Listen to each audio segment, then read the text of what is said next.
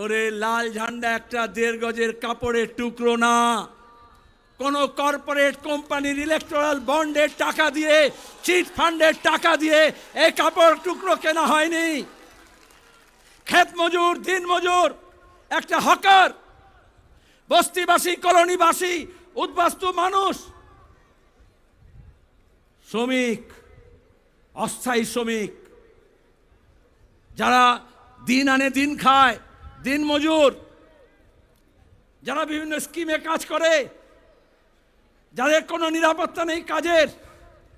কোনো সামাজিক নিরাপত্তা নেই, যে ভূমিহীন কৃষকের জমির দাম ছিল না, তারা সবাই জোরদার, জমিদার, মালিক, পুলিশ, এই স্বাধীন ভারতের পুলিশ,